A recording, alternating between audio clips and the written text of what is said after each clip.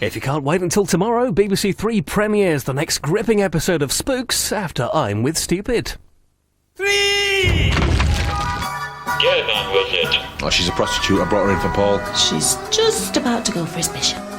Get rid of her. She's £1,000 a night. I'll have the money instead then, please. I'm with Stupid continues wheeling its way over on BBC Three now. For 500 years, one empire ruled a quarter of the world's population. How did a civilization this powerful rise and fall? The true account of ancient Rome, Thursday at 9 on BBC One. Atos decorators, who were they? It is that different. Well, it looks like Atos. They've forgotten the basics. Paul's a good bloke. Correct the mundo. Terry has got a history of violent behaviour. Put the fork down and nobody gets hurt. There's only three of us. Paul, Terry, and me. What about Arnett? Magnolia, Friday at 9 on BBC One. Russell Crowe is the maths genius who stands to lose everything in A Beautiful Mind at 10:15. After the news now on BBC One with Darren Jordan. Demonstrations take place around the world demanding an end to the fighting in Darfur. Protesters want the UN to intervene. The government says pressure must be put on Sudan. What we have to do is to use every channel we can, and the whole international community, to remain united in bringing pressure to bear on that government. In his own words, the Pope says sorry again. And Paul Casey's £1 million richer after winning golf's World Match Play at Wentworth.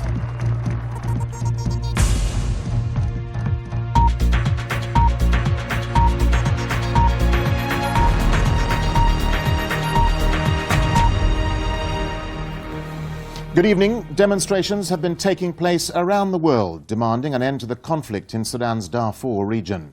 Activists want the Sudanese government to allow UN peacekeepers into the region to bring an end to what's been described as genocide. War broke out 3 years ago when rebels accused the government of discriminating against black Africans in favour of Arabs. 200,000 people are estimated to have been killed and at least 2 million driven from their homes. Here's our diplomatic correspondent, James Robbins. United Nations to Darfur! United Nations to Darfur! Stop genocide in Darfur!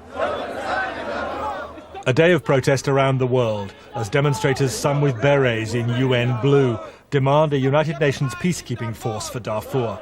The crowd outside the Sudanese embassy in London included exiles from the region, urging the major powers to overcome that government's refusal to allow UN troops in. So all we need today is from Britain, from America, from the rest of the world, just to send the troops and support the idea of getting the troops as early as possible to save lives there. At least 200,000 people have already died in Darfur, many from man-made famine. Refugee camps cannot house or feed more than 2 million people forced from their villages by a pitiless war between Arab militia with Sudanese government support and black Africans in open revolt, fighting for land and rights. A patchy peace deal was agreed in May, but violence seems to be getting worse. So who should try to enforce a peace in Darfur? 7,000 monitors from the African Union have not been able to stop the killing. They're poorly equipped and underfunded. They're due to leave at the end of this month. The UN Security Council has agreed to send up to 20,000 international peacekeepers with powers to fight to protect civilians. But the Sudanese government rejects any UN force, calling it a breach of sovereignty. This evening, the Foreign Secretary told me she'll join concerted efforts in New York this week to persuade Sudan the UN must be allowed in. It's a very dangerous situation. It appears to be a deteriorating situation. The thing that would be really, as you say, perhaps catastrophic, would be to have a security vacuum where the Africa Union mission left and there was no one to replace them. You must presumably contemplate forcing a UN peacekeeping mission into Sudan against the resistance of the government there. I think what we have to do first is to try to make sure that we can overcome the resistance of the government. After all, for a UN mission to try and find a way in, because arguably neither an easy task in itself, nor necessarily conducive to maintaining peace. But the United Nations has set itself tough new standards. Last year it agreed we're prepared to take collective action to protect populations from genocide, war crimes, ethnic cleansing and crimes against humanity. And today, protesters like these in Brussels demanded the UN live up to its promises and act decisively after failing to stop Rwanda's genocide 10 years ago. In London, leaders of major world religions prayed outside 10 Downing Street. Tony Blair has now written to fellow EU leaders, urging them to act together to make a difference. James Robbins, BBC News. The Pope apologised in person today for causing offence to Muslims in the speech he made in Germany last week. He said the medieval text, which he quoted, did not express his personal opinion in any way. But there are still some Muslim groups who say his apology doesn't go far enough. From Rome, Christian Fraser reports. This is a pope under intense scrutiny. And behind this outwardly confident exterior, there is great concern. He knows his comments in Germany last week have plunged the Vatican into a diplomatic crisis. The row has already forced 2 statements of regret. Now, a public apology. I am deeply sorry, said the Pope, for the reactions in some countries to a few passages of my address at the University of Regensburg, which were considered offensive to the sensibility of Muslims. These, in fact, were a quotation from a medieval text which do not in any way express my personal thoughts. The crowds who came to applaud him braved not only a torrential downpour, but also heightened security. There were police marksmen on the roof. Bottles of liquid were confiscated. There is a threat from an Islamic group, says the government. Italy is on high alert. Across the Muslim world, there have been more demonstrations. And in the West Bank, further attacks on churches. There's been a mixed reaction to the Pope's comments, with some calling off the protests, but others say it's not enough. This is a good step towards an apology. Despite that, it was not a clear apology towards Islam and the Muslim people. This apology may stop the protests, but there'll be many who will forever associate this Pope with the comments he made in Germany. In some quarters, Pope Benedict has been accused of pushing the West's agenda, and it's that perception that could cause lasting damage to Muslim and Vatican relations. Christian Fraser, BBC News, Rome. Gunmen in Somalia have shot dead an Italian Catholic nun in a hospital. The 70-year-old was hit in the back by several bullets in the capital Mogadishu. It's unclear whether the shooting's connected with strong criticism by a radical Somali cleric about the Pope's comments on Islam.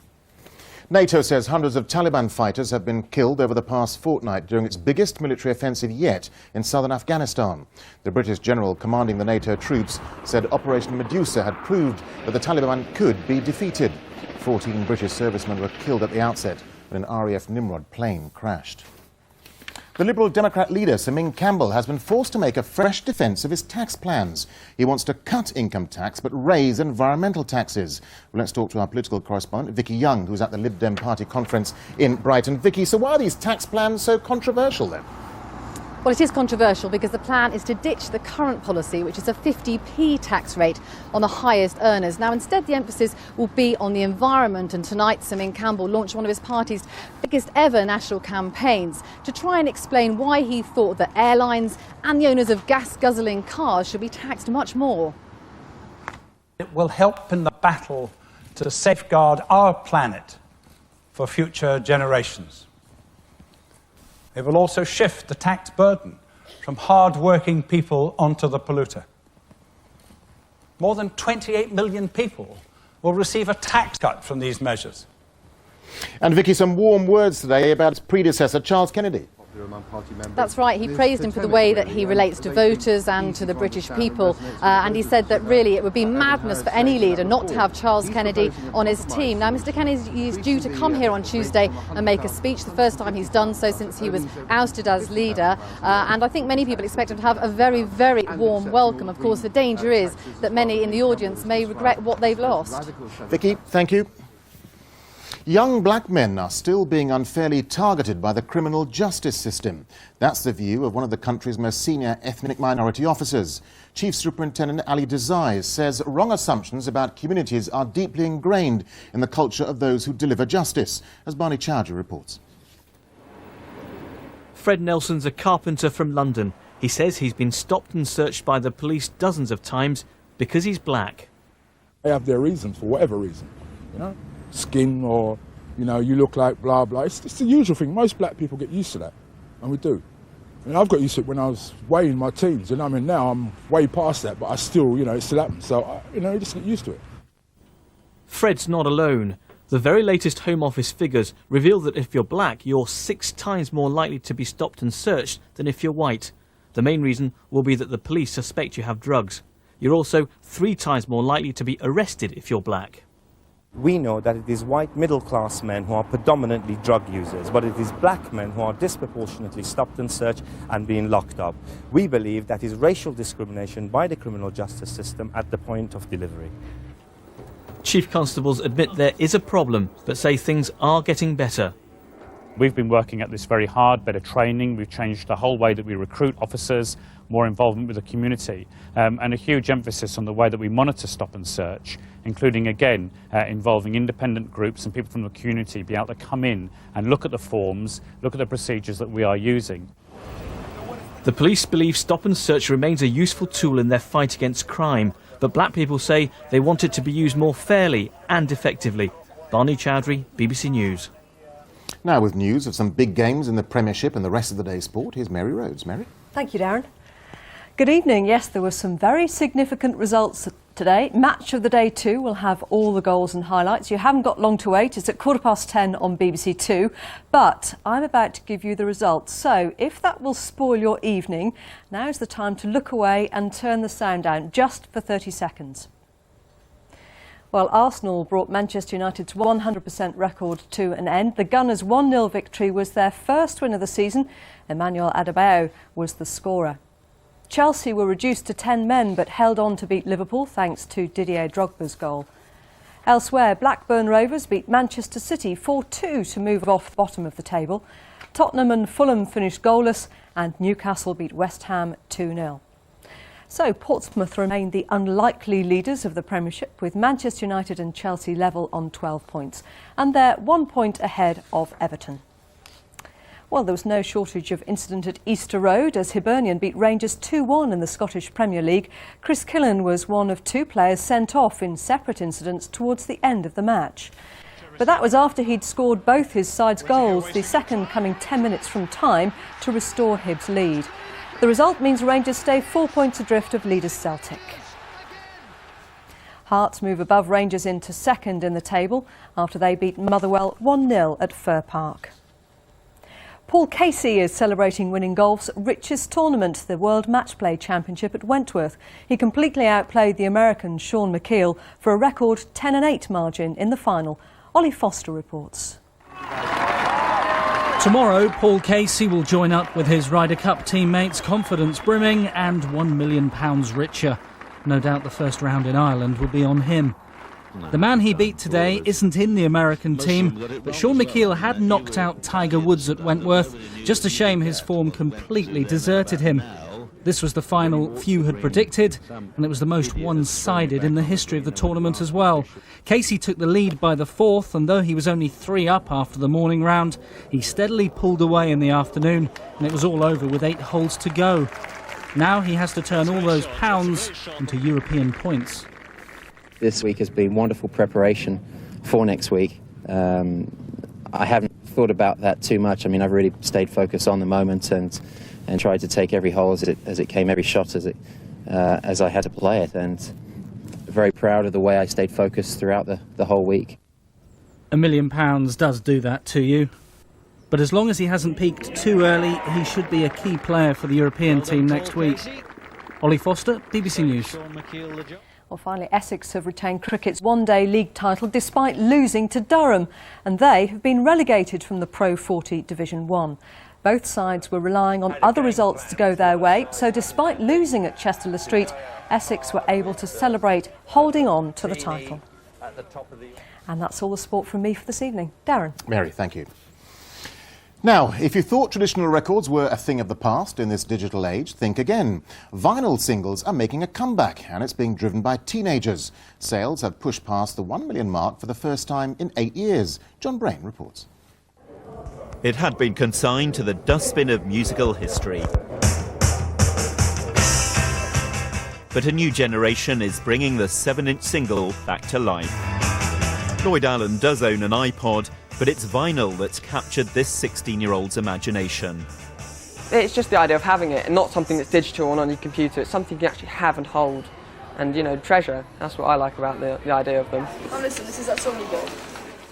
Their parents abandoned this format a long time ago, but these teenagers are behind a surprising revival. It's nicer to listen to it at home in your living room or something on the record player. It's cosy. I don't have a record player myself. I use my granddad's at the moment. I'm saving for one, so hopefully I'll get one soon. The enthusiasm for vinyl is making the tills ring. 5 years ago, sales of 7-inch singles had slumped below 180,000. But last year, for the first time in nearly a decade, they were back over the million mark. Well, they've been writing the obituary of the 7-inch single ever since the advent of the compact disc. But it was thought that the final nail in the coffin would be the MP3 player. There's still thousands of songs, and this is all you need to play them on. So what is it about this 7-inch piece of plastic which is so enduring? Jilted John by Jilted John, signed for me by Jilted John. Gambaccini is a moron. One veteran broadcaster believes vinyl's appeal is that you can feel it and see it. Now, of course, you don't see it at all when you play it off a computer or an iPod. And people like to look at something, and it's sweet that the kids are going back.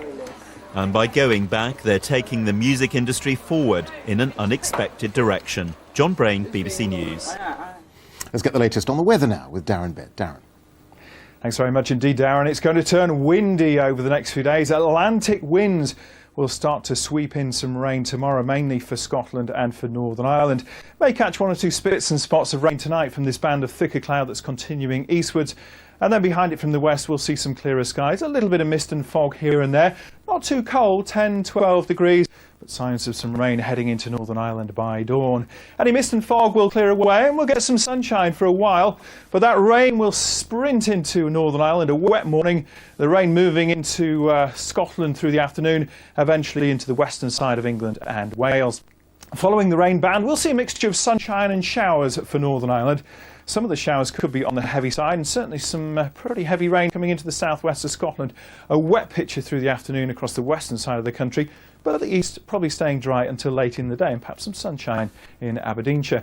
That band of rain, though, will push across the Irish Sea into the northwest of England. The rest of northern England not too bad. It will tend to cloud over more through the Midlands. The sunshine hanging on for longer through East Anglia and the southeast of England. That's where we'll see the highest of the temperatures. Back towards the southwest, we've got the thicker cloud, a little bit of rain arriving in here late in the day, and perhaps some more persistent and heavier rain beginning to work into Wales. That band of cloud and rain sweeps through overnight, and then on Tuesday we're left with a mixture of sunshine and showers, most of the showers in Scotland, some more persistent rain arriving later once again into Northern Ireland. Darren, back to you. Thank you. Before we go, a reminder of the main news tonight. Demonstrations have been taking place around the world demanding an end to the conflict in Sudan's Darfur region. Well, that's the latest. There'll be news throughout the night over on BBC News 24, including more on that interview with the Foreign Secretary, Margaret Beckett. But from Mary and from me, good night.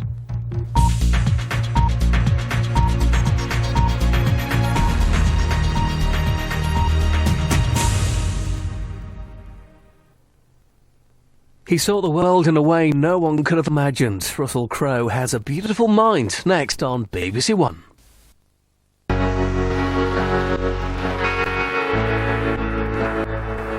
How much do we know about the man who would be PM? Would he take us to war? Will he tax us more? Will things really get better? Andrew Marr asks, has it got to be Gordon? Panorama, next Sunday at 10:15 on BBC One. What the hell's that? Oh, it's a Labradoodle. Not that, the other thing. Dunno. Schnoodle, Spoodle, could be a Jack Shih Tzu. Someone's taken lovely, innocent puppies, melted them down, poured them into a mould and stretched the fur of God knows what all over the whole hideous carcass. And all in the name of fashion. BBC Two. Maybe it's a Beagle or a Golden Retriever. Pedigree coming.